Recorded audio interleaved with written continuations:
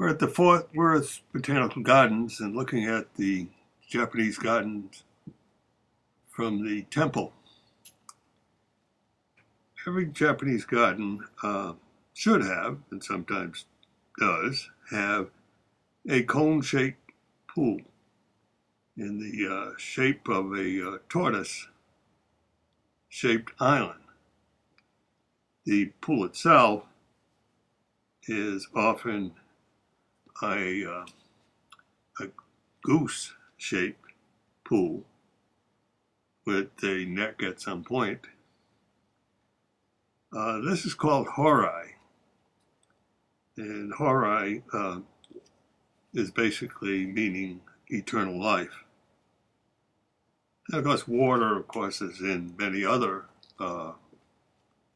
pools and often means about the same thing, but it's no more evident than it is in Japanese gardens. Here we see some pretty lush growth. It means that it's an older, in my mind, Japanese garden. Paths are never straight. They're always curved or serpentine to allow you to be surprised as you go from one section of the garden to another. And that is very apt here. Here we see some good sized Japanese maples. And of course the squirrel loves the Japanese garden as well. Another feature of the Japanese garden is 15 boulders, with the larger one being the rock center of the earth. Some people would interpret that as the island of Japan. The 15 rocks symbolize a fleet of ships that came from Korea to attack the island of Japan. Now, the feeling that I get from the walking in the garden, and it's no more evident than it would be in the temple.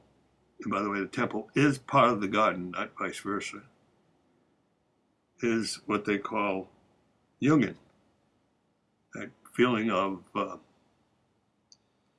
connection to the earth. Here we do see a path that is somewhat straight, but not necessarily.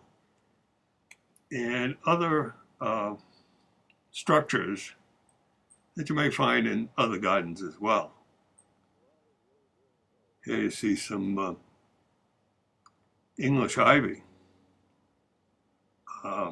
in a Japanese garden. Why not?